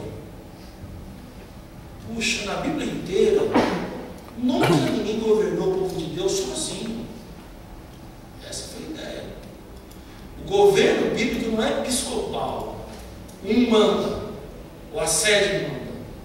Calvino dizia que, biblicamente, até Deus é uma equipe. Que a maneira de se governar um grupo é em equipe. Ok? Então Calvino entendeu que Moisés tinha uma equipe de anciãos que o acompanhavam no seu governo. Que Davi tinha a sua equipe, que os reis tinham a sua equipe, que Jesus tinha os 12, que tinha o presbitério lá em Antioquia, que Paulo tinha a sua equipe, que ninguém fez a obra individualmente, que é o episcopado, nós chamamos de episcopal. Um manda em todos. E também ele entendia que a única vez que o povo quis um rei, quebraram a cara. Que o governo não pode ser também coletivo ou democrático ao extremo. Né? Quando foi para escolher Saul. Então, Calvino entendeu que o governo da igreja era coletivo, não era individualizado. Estou no segundo parágrafo. Presbíteros docentes, ou mais comum, simplesmente ministros da palavra, são aqueles que se dedicam normalmente suas atividades eclesiásticas e se distinguem pela obra docente de ensino da palavra, administração dos sacramentos e governo. 1 Timóteo 17. Esses são os pastores da igreja. Então Calvino entendia que o presbítero docente era o pastor, porque ele estudou, ele se dedicou, ele era o primeiro entre iguais. E havia o presbítero regente, que é o presbítero que trabalha durante o dia, que divide a sua vida entre trabalho e ministério. Que tinha que ter um homem que se dedicava totalmente à igreja para ensinar, doutrinar, visitar, aconselhar, e esse homem se capacitava. E depois tinha uma segunda classe de presbíteros, que eram aqueles que tinham tempo parcial na obra de Deus. Ok? Presbítero regente, ou mais comum, apenas presbíteros, aos demais que não abandonam as suas vocações seculares, mas cooperam no governo e orientação do povo de Deus. São os representantes imediatos do povo para, juntamente com os ministros ou pastores, exercerem o governo e a disciplina e assumirem a superintendência das igrejas locais que pertencem, bem como de toda a comunhão eclesiástica, quanto para isso chamados. Esses são os presbíteros da igreja. Entenderam? Então, o sistema presbiteriano, o presbítero, ou o mais velho, ou o ancião, é aquele, um conjunto de presbíteros que governam a igreja, como nós fazemos aqui. Eu não faço nada sem chamar, quando tem uma decisão muito séria, eu chamo, compartilho, abro, já falo, puxa, você é muito transparente, sou, porque eu creio nisso. Para mim, era muito mais fácil ser episcopal, gente, através dos meus dons, né, do conhecimento, da autoridade, da experiência que a gente tem, chegar e aqui dizer, é assim, é assado. Para mim era fácil. Não é? É mais fácil. Porque tem que ser episcopal, o negócio fica aí deletando, pedindo opinião, mas eu creio nisso. Eu creio que o modelo bíblico é assim. Seria tão fácil para mim hoje, né? É só. Mas não, faço questão, sentar, abrir, né? O Zé Carlos participou dessa nossa última. É assim mesmo, 15 anos assim. O Toninho está aí desde o começo, né? Eu acho que nesses anos todos foram pouquíssimos projetos que não deram certo. Eu tenho muita dificuldade com a missão, né? A missão a gente carrega, banca, porque ela mexe com o inferno, né? A missão vai mexer com o DNA do diabo. Tem muito. Igreja presbiteriana flui, as coisas acontecem, né? Entenderam, gente? Estão entendendo? Por que presbiteriano? Oi? Jesus só vai fazer isso. Jesus e os 12. Jesus não sentava, ele tinha Pedro, Tiago e João. Calvino, sabe? O Calvino que sabe isso aqui. E a Bíblia. Por favor, né, gente? Se ficar, ela consente, tá? Então, se tiver fala depois, né? Os presbíteros oficiais que ocupam o seio do presbiterianismo, cargos institucionais vinculados a toda a história da igreja, ligados a todos os seus movimentos, inseparáveis à vida normal das lutas, das aflições, das vitórias das igrejas locais, são oficiais pela sua posição, representam de maneira muito especial e democrática as necessidades e os anseios do povo de Deus. Segundo o sistema presbiteriano, as atividades do governo da igreja pertencem aos presbíteros e o trabalho de beneficência são atribuídos aos diáconos. A igreja mantém esta classe de oficiais associada à sua origem, à escolha feita pela igreja primitiva em Atos 6. Então, como que funciona aqui, na prática, essa situação? Deus tem uma visão para aquela igreja local. Aquela visão Deus dá para um. Esse um divide com um grupo, que são os presbíteros e diáconos. esses presbíteros e diáconos, juntamente com outros oficiais, formam o ministério daquela igreja. É assim que funciona. Então, na igreja presbiteriana, nós temos presbítero docente, que é o pastor, presbítero regente, né, que são os estrategistas, os presbíteros são levantados para governar a igreja, e os diáconos que administram a igreja. Depois nós temos os ministérios. É assim que funciona. Como nós fazemos isso aqui? Segundo as igrejas presbiterianas mais experientes, para cada grupo de 100 pessoas, nós temos que ter 2 presbíteros, 4 diáconos e 8 cooperadores. Nós mesmos estamos com 2, 3 vagas de presbíteros que precisam ser ocupadas. Porque nós tínhamos o presbítero Luciano, que saiu já há 3, 4 anos. Depois nós ordenamos o presbítero Mauro, né, que está em Portugal. Nós precisamos de 4 presbíteros aqui. Então hoje nós temos a presbítera Leni, o presbítero Edmilson. Então esse ano nós precisamos levantar mais 2 presbíteros. Ou diáconos de cá, o presbítero Sandro também, né, que nós foi ordenado no último ordenado, a presbítera Leninha, que é o casal. Quando a gente fala presbítero, o casal está ali junto. Mas precisamos de mais 2 presbíteros. Ou essa pessoa se candidata, ou o pastor indica, e o povo, por aclamação, aceita ou não. Mesma forma, diáconos. É assim que funciona. Tá? Tudo bem? Então, nós já temos essa maturidade. No sistema presbiteriano, deixa eu ver o que falta aqui, está terminando. Depois das bases bíblicas, vocês veem aí em casa, ou lugar, para a gente não perder muito tempo. Aqui eu quero dar o DNA da situação. Então, no sistema presbiteriano, o pastor ensina, o pastor doutrina, o presbítero é estrategista, aquele que resolve os problemas da igreja, e os diáconos administram a igreja. O sistema presbiteriano funciona assim, tá? O pastor ou bispo, porque a Bíblia também não tem pastor é dom. Quem deu o nome de pastor foi a igreja pentecostal, porque biblicamente é bispo, presbítero e diácono. Pastor é um dom, não é um título. Ele é usado como apelido. Agora, biblicamente, é o bispo, superintendente ou organizador, ou diretor-geral. Essa é a ideia de bispo. Presbispo, presbítero. Pré antes do bispo. Tá? O certo nosso era bispo, presbítero e diácono. Mas como nós temos esses paradigmas que a igreja pentecostal é uma igreja muito forte, né? Essa ideia de diácono porteiro. No sistema presbiteriano, um dos cargos mais importantes para a execução do ministério é o diácono. Aí, o diácono já fala diácono, ele é o porteiro, né? Não, o diácono aqui é o evangelista, era o que organizava o tesoureiro da igreja, na igreja primitiva, né? Tá, gente? Então, logo nós temos que ter uma reunião e ver quem está apto, os princípios de Timóteo 3, né, de Tito, se aquele irmão que está apto ao presbiterado, ao diaconado, e vamos desafiar, irmão, estamos precisando de mais diácono. Agora, quais são os critérios?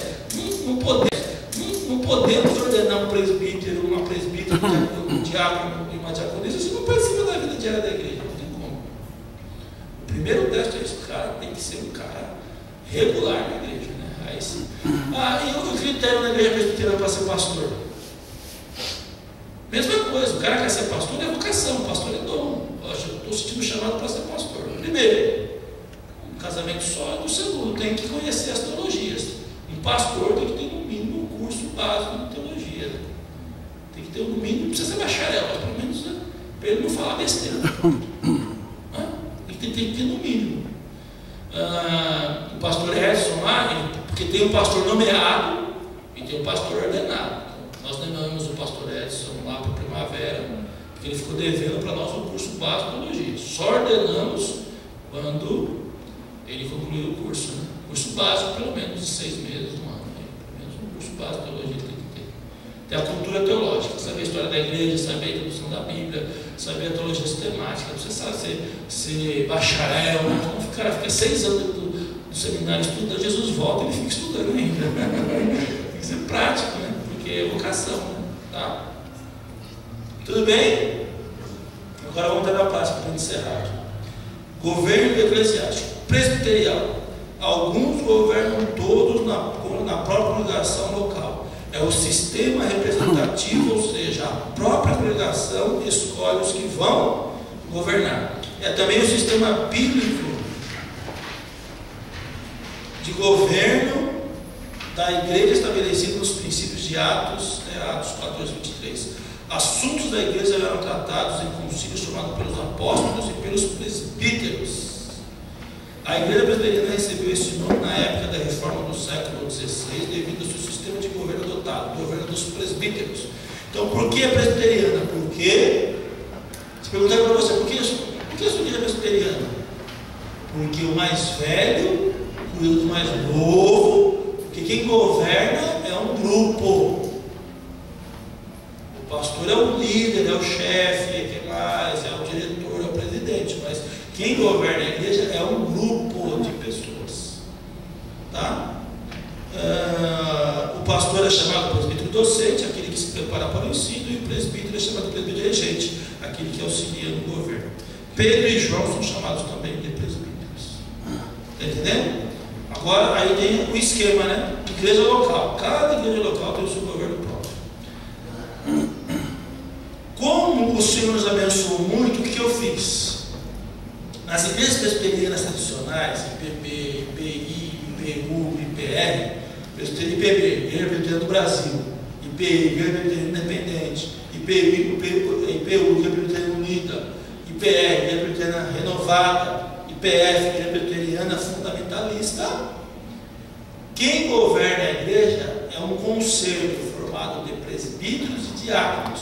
Esse conselho que contrata o pastor. Na igreja presbiteriana, o pastor ele recebe uma côngrua. Na igreja católica ele recebe plebenda.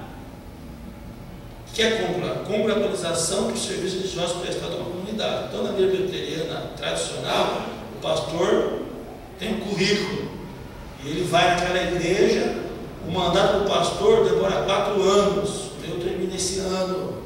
A cada 4 anos ele vem para a Assembleia, nós vamos fazer isso aqui. E a igreja elege ou manda ele embora. Eu já estou no quarto mandato. Aí de você se mandar embora. Mas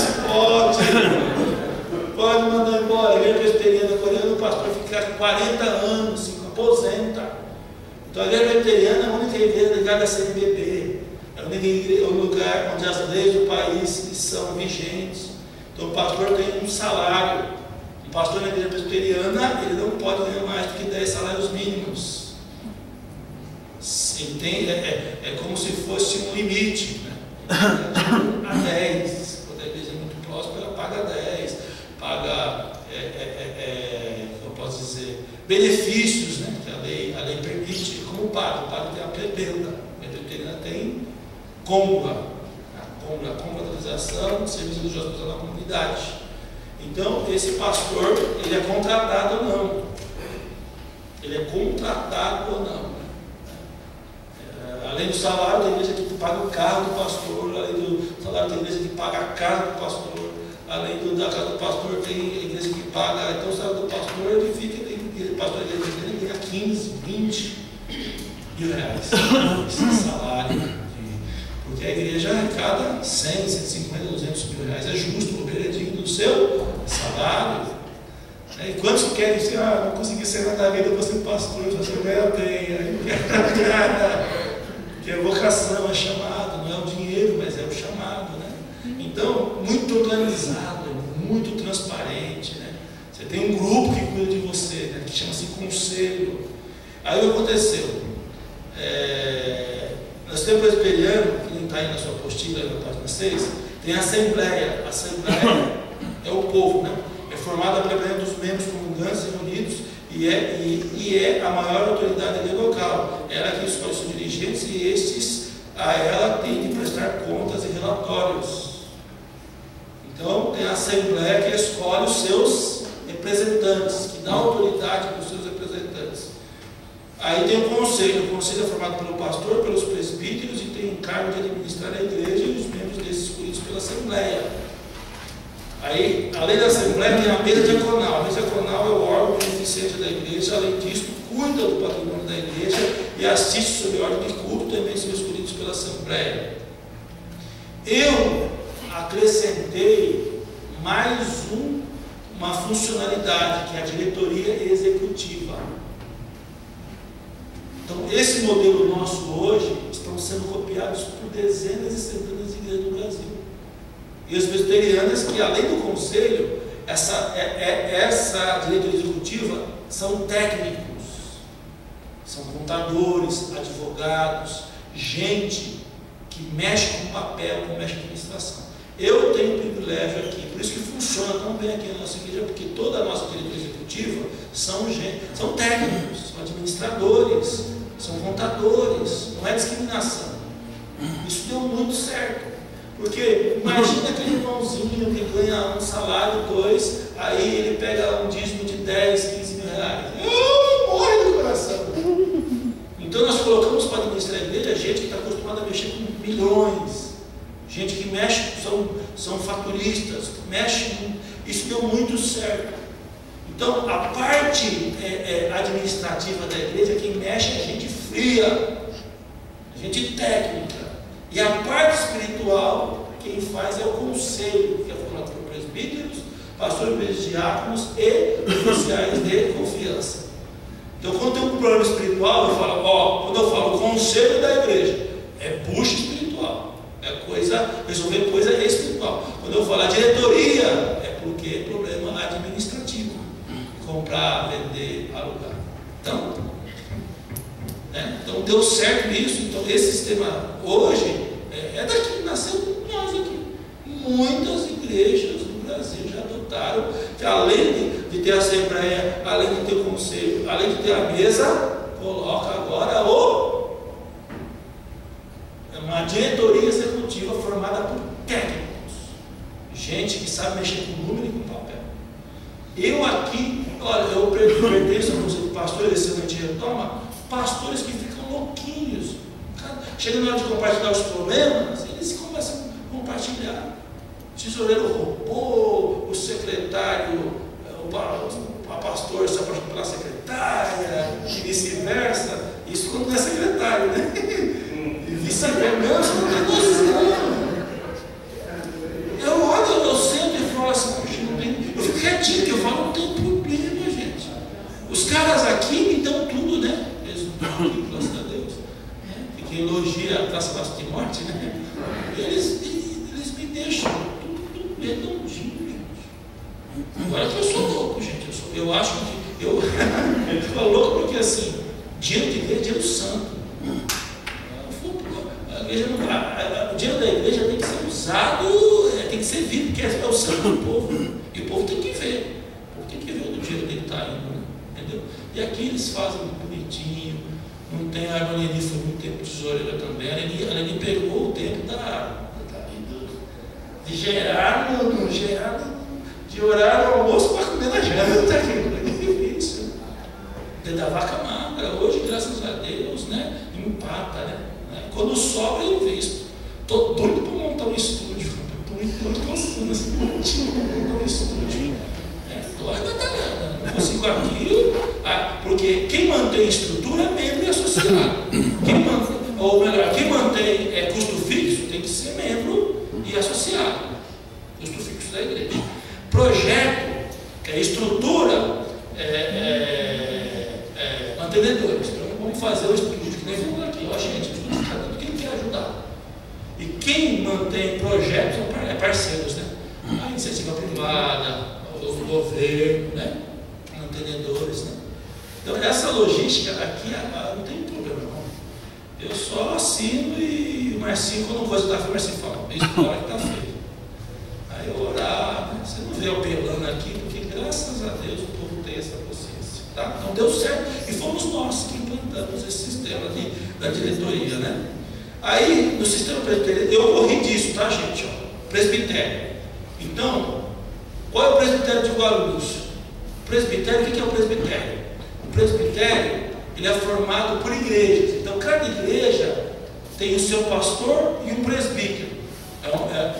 Quatro pastores e 4 presbíteros formam um presbitério. Então, nós já temos aqui no Brasil mais ou menos 25 igrejas que viraram presbiteriana avivada depois de nós, que me convidaram para ser presidente desse presbitério. Eu corri. Falei, porque você está louco, meu? Todo dia tem pedindo dinheiro, que nem filho pedindo tênis novo, caderno, lanche, tendo para lanche. Que o reverendo Borges, lá em Londrina, estava liderando esse movimento, para nós termos a denominação da IPAB, a Igreja Presbiteriana Brasileira. E eles queriam liderar isso. Eu corri. O diabo pode dar cruz. Gente. Eu falei, você está louco? A pessoa ser presidente de uma denominação? E essa denominação é formada por presbitérios, o presbitério de Guarulhos, o presbitério de São Paulo, o presbitério da Zona Sul. Então, um presbitério tem 4 igrejas, mais ou menos 500, 600 membros. Um sínodo é formado por 3 presbitérios, no mínimo. Estão entendendo, gente? Quando nós falamos de um sínodo, nós estamos falando de 50 igrejas. O sínodo de São Paulo, o sínodo de cada estado. O sínodo manda um representante que forma o Supremo Concílio. Quando nós falamos do Supremo Concílio, são muitas igrejas. O Supremo Concílio da Igreja Presbiteriana é o órgão que organiza a doutrina, fiscaliza as situações. O Supremo Concílio fiscaliza o sínodo. O sínodo fiscaliza os presbitérios. Os presbitérios fiscalizam os conselhos. E os conselhos fiscalizam a igreja. Então, no sistema presbiteriano, ninguém faz o que quer. Sempre vai prestar conta para alguém. Entendeu? Então, ninguém faz o que quer. Sempre você está prestando contas para alguém. Tá? Beleza? Então, é muito sério o negócio. Eu estou falando isso porque vocês são candidatos a líderes, a futuros líderes, pastores, presbíteros, diáconos da igreja, obreiros, né? Isso não dá para falar por lei. Isso cansa, né? Estamos falando de administração. Então, nós decidimos ser, porque, é assim, para eu encerrar, mais 2 minutinhos eu encerro. Quando em 97 eu falei para Deus, como eu falei na quarta-feira aqui, puxa vida, né? Eu nunca tive a pretensão de montar ministério, nunca. Tudo que eu fiz, graças a Deus, deu certo, dá certo, sempre. Mas eu nunca tive essa ideia de ter o meu ministério, montar um ministério, dividir igreja, nunca. Aí eu comecei a dar um seminário, eu fui pregando na igreja Assembleia de Deus, aqui em Guarulhos, eu era evangelista, sentei no último banco, e fui assim com uma camisa de colete. E essa igreja era uma igreja formal, então os pastores lá em cima de gravata, não é de gravata para no top, Assembleia de Deus, né? Sabe como é que é formal. E eu sentei lá no último banco. Aí, igreja lotada, louvor lá acontecendo, o pastor chega, por favor, o evangelista Eliseu Ribeiro, onde está? Lotado. Honra quem tem honra. Você está aqui, eu sem gravata, né? Assembleia de Deus, subir sem gravata, o pessoal já começa aquele olhar 43, fulminante.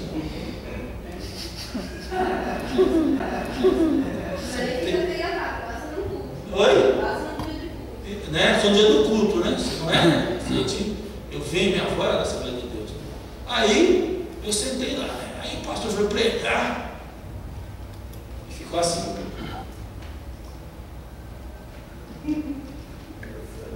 Aí sabe quando ele fala, evangelista, cadê sua esposa? Ele está no último banco lá. Chama ela aqui.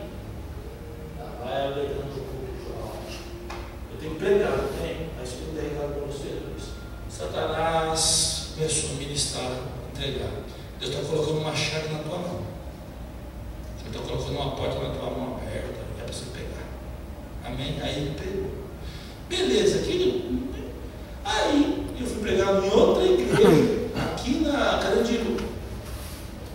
Na igreja pentecostal, comunidade Salém, esqueci o da igreja. Fui lá pregar, porque era igreja, eu pregava muito na igreja, fui lá. Aí sentado no púlpito, aí o fogo caindo. Uma irmãzinha magra começou. Que eu acho que era igreja, porque essa mulher vai vir aqui, meu peito. Acabei de falar a mulher. É isso que te digo, eu estou colocando uma chave na sua mão, estou abrindo uma porta, você pega a chave. Falei, amém. E fiquei na minha, né? Irmãos, nessa época eu era representante comercial, eu trabalhava na confecção vendendo roupa de criança. Eu estou na minha casa, lá um dia lá, toca a campainha. Aí, pois não, aí desce uma irmã, Eliseu, Pai do Senhor, Pai do Senhor. Eu estava orando com essa irmã em casa, e Deus começou a usar essa irmã, e ela falou: o Senhor está me mostrando um menino, cabeludo, magrelo, com cabelo repartido, com bigodão. Esse moço é muito avivado, é muito assim. E Deus deu um recado para ele: você conhece a mãe? A irmã ficou. Eu conheço Eliseu, vamos lá agora. Essas irmãs, lá do cemitério do Picanço, desceram, foram na minha casa, tocaram a campainha, minha irmã lá ali no portão de casa. Ela disse assim: eis que te digo, Senhor, é a última vez que eu te digo, eu estou te colocando uma chave. Pega a chave e abre a porta, senão eu vou passar a chave para outra. Aí eu creio. Uma mulher que nunca tinha me visto na vida. Aí eu falei assim: vamos lá. Aí eu falei: mas eu não vou montar ministério. Eu vou me unir. Na época eu já conhecia, já estava 2 anos trabalhando com igreja coreana. Na época eu já estava dando aula no seminário coreano. Falei: então eu vou me unir ao reino. Sem ter a mensagem do reino, porque Deus me deu a mensagem do reino, eu vou dar o testemunho do domingo de manhã, em 2001. Isso era em 96 para 97. Para poder, até então, eu fiquei 2 anos, quase, 1 ano e pouco com a porta aberta, o ponto de obrigação, sem placa. Eu fiquei com a igreja aberta quase um tempo assim indefinido. Se era a comunidade eclesiástica, porque a MEB veio primeiro. Deus deu a MEB em 95. Eu cheguei até a colocar a comunidade eclesiástica brasileira, a COMEC. Não sei se acho que o pessoal não lembra disso, que lembra disso, Roberto, América, o pessoal mais antigo. Mas cheguei a colocar a COMEC, a comunidade eclesiástica brasileira. Com medo, que nunca. Aí foi quando eu decidi: eu vou trabalhar para alguém. Já tinha a experiência com o Caio Fábio, que nem vocês disseram, né? E fui amadurecendo essa ideia da igreja presbiteriana. Por causa desse sistema de governo, onde é coletivo, onde ninguém faz o que quer, onde o mais velho presta conta, né? Onde o mais novo presta conta para o mais velho, e o mais velho presta conta. É tudo muito transparente. Foi isso que me trouxe. Não é que foi o pai, que foi o avô, que foi a avó. Não. O que me fez comprar e divulgar a visão presbiteriana, e tira o nome presbiteriano. Quantas vezes coloca comunidade avivada de Guarulhos, coloca igreja avivada, porque a questão da avivada é outra história. Porque quando eu me envolvi com a igreja presbiteriana, como eu te falei aqui também, que eu tinha que me submeter a IPB e tal, e eu entendo que o poder está na Assembleia. Nós fizemos uma Assembleia, acho que o Toninho estava, acho que a Moreninha também estava, os irmãos mais antigos estavam, para nós tirarmos o nome Igreja Presbiteriana Central de Guarulhos. Essa Igreja Presbiteriana Central de Guarulhos. Só que para ser presbiteriana local tinha que ser IPB, eu não podia. Aí depois nós colocamos Igreja Presbiteriana Coreana Brasileira, o que tinha no Brasil, que o ré, também não podia, porque para dar diretoria tem que ter coreano. Aí fizemos uma assembleia, umas 20, assim, como esse aí, eu vejo na assembleia. Qual é o nome que você quer para a igreja? Ninguém queria tirar presbiteriano, né, Toninho? Você lembra? Aí, presbiteriano substituto do amor, presbiteriano da sonho, da minha caminhonete. Aí eu dei o nome presbiteriana da fé. Aí eu posso estar dando o nome presbiteriana da fé, presbiteriana da fé. Eu não lembro quem foi que deu o nome presbiteriana avivada. Aí outro grupo presbiteriana avivada. Aí empatou. Eu tenho aqui guardado, guardo isso lá. Eu tenho essa ata, eu tenho o testemunho, eu tenho a célula, eu tenho tudo guardado.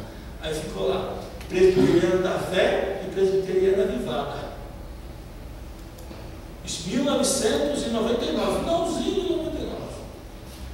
Aí empatou. Como no estatuto disse que o pastor tem voto de Minerva, o pastor pode desempatar, né? Eu fiquei assim na lousa, né? Tentando escrever. Eu, Presbiteriana da Fé, foi eu que dei o nome, né? Aí eu olhei e fiquei. Que Presbiteriana Avivada é bonita. Aí o irmão gritou: Presbiteriana Avivada de Guarulhos, aí pague. Aí eu, essa aí. Aí veio Presbiteriana Avivada, foi uma festa, gente, foi uma festa espiritual. Aí no dia 2 de fevereiro do ano de 2000, nós registramos a Igreja Presbiteriana Avivada de Guarulhos. Cubas, número 18, né? Sempre, né, Danilo? Danilo está aí, desde o chorou, né? Aí, o que aconteceu? Colocamos uma placona na Paulo Facinho. Começou a despencar presbiteriano de todo lado, gente, para ver o que era presbiteriano Avivada. Aí começou a vir presbiteriano rebelde de todo lado, porque a Igreja Presbiteriana do Brasil aqui passou um documento que não podia bater palma, que não podia falar a língua. Você lembra, Danilo? Foi um documento que passou que quem concordasse com isso tinha que procurar outra igreja. E eu estava com as portas abertas, esperando esse povo. Onde nasceu a Igreja Primavera, né? De cara veio um papo de primavera, 25 membros.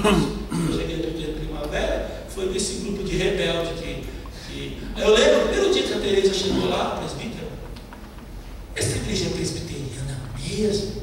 Eu disse, é. Essa igreja tem conselho? Eu disse, não tem.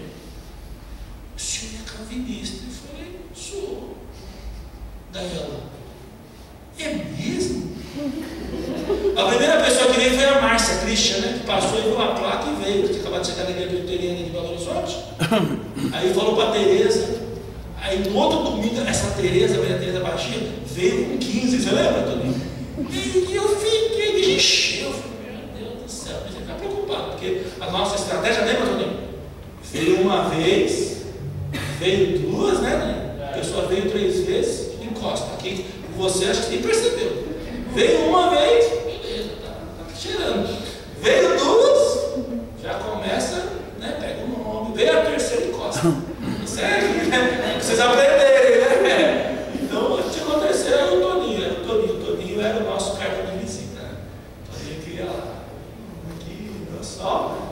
Depois eu ia ver lá de que igreja estava vindo, né? Era tudo bem feitinho. E aí começou a rolar.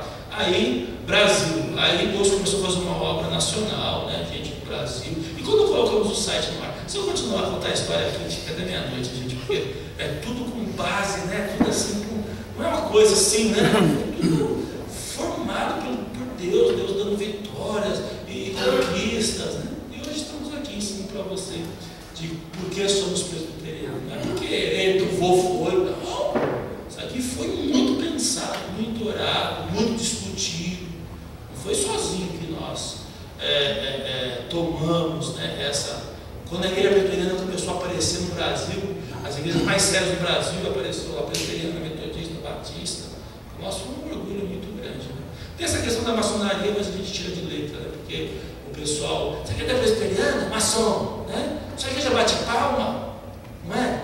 Então, a igreja presbiteriana é uma igreja moderna, um presbiterianismo moderno. Agora, irmãos, eu vou falar uma coisa para vocês, é que eu não sou ambicioso e não sei, mas se hoje eu começo a desenvolver, começar a procurar no Brasil, e as presbiterianas que estão reprimidas por causa de não ter dom, nós vamos ter aí, né, a profecia da minha vida que eles vão morrer, Deus vai me dar 100 igrejas. A profecia de Deus, eu vou ter isso. Não me preocupo com isso, isso não me... não. Hoje nós damos, né? Tem igreja que quer se filiar a nós, tem que dar 10%. Eu falo, não, irmão. Como não? Não paga nada, é de graça. Tem gente que não está acostumado com esse sistema, vamos dizer, corrupto ou episcopal que não funciona, que hoje, quando a gente começa a dar amor, as pessoas não acreditam. Amanhã um pouquinho avivada, outra história. Entendeu? Pode perguntar aí. O senhor fez um comentário aí no meio sobre os pequenos grupos. Você vai deixar para depois? Porque um dos segredos da igreja coreana é um pequeno grupo, mas não é essa célula que ele tem hoje. A célula da igreja presbiteriana é completamente diferente do que a gente vê hoje. Na igreja presbiteriana, a célula é para desenvolver comunhão e conhecimento, não para crescer a igreja. Tá? Então, no seu presbiteriano, eu preciso de um pouco mais de segurança para fazer isso aqui, por causa dos nossos líderes, que eu acho que Deus está amadurecendo os nossos líderes. Escolhe um líder, pega assim os vizinhos daquela região, mapeia, faz um mapeamento logístico, geográfico da região, e escolhe ver bom clima. O clima tem 15 irmãos, então vamos reunir esses irmãos sexta-feira na casa do fulano de tal, e pega-se um presbítero e um diácono e coloca lá para repetir o culto de domingo e para desenvolver o conhecimento bíblico na vida desses irmãos e maturidade. Célula na igreja presbiteriana, segundo o Punho Guichô, é isso. Não é para crescer, não é para multiplicar, não é mini igrejas. Célula na igreja presbiteriana é para comunhão, para desenvolver maturidade cristã. E como é uma célula, e célula se reproduz, se essa célula reproduz, nós estamos presbiteriano, às vezes para você trazer alguém demora 4 meses, só pode trazer alguém quando o povo está maduro. Então, no sistema presbiteriano, a célula depende muito da maturidade do líder. Então, senão você coloca alguém ali que não tem o seu DNA, não reproduz a sua visão, você não tem um problema. Pode acabar. Vai em casa amanhã que o pessoal da igreja. Divide. Então, esse é o sistema. Nós podemos estudar isso, isso é tudo muito profundo, né? São teorias profundas. Mas o que eu quero dizer para vocês hoje, meu objetivo é dizer por que presbiteriano. Acho que deu para entender por quê. Porque é um modelo bíblico onde ninguém faz o que quer, onde mais velho coisa do mais novo. Vai ter sempre alguém. Então, se hoje eu morrer, imagine hoje se eu morrer. Eu creio que vai uns 3 meses, 6 meses, a igreja mais esse conselho depois, eles vão dar continuidade. Não na qualidade, né? A gente tem, mas não é vulnerável. A igreja não fica vulnerável. Pode entrar pastor, sair pastor também. Está firme, né? Tudo bem que tem o carisma, tem os dons do líder, né? Mas a visão não fica. Né? O filho, né? Gosta da igreja, é membro. Ele gosta, ele encarna a visão da igreja. Por isso que aqui os nossos filhos são apaixonados pela igreja. Porque a igreja é a casa dele. E eu não tive tempo de falar dos campos puritanos, que também é da igreja coreana. Primeiro, o coreano chega em cidade e constrói igreja. Primeiro, igreja. Para coreano, igreja primeiro. Tudo para noiva, para a igreja. Construir igreja, agora vai construir escola. Do lado da igreja. O filho de coreano não pode ser educado por qualquer um. Do lado da igreja, constrói casa. Esse é o sistema puritano. Essa ideia da igreja, da escola, esse é o sistema, é uma filosofia. Que muitas cidades do país têm isso. Constrói a igreja, do lado da igreja é a escola, do lado da escola. O puritano, o coreano fala isso. Pode ver que todas as igrejas coreanas de São Paulo têm a igreja muito bonita, que são igrejas lindas, bonitas. Do lado da igreja se constrói uma escola, que Mackenzie é assim, e daí ele constrói as casas do lado. É um sonho, né? É difícil. Né?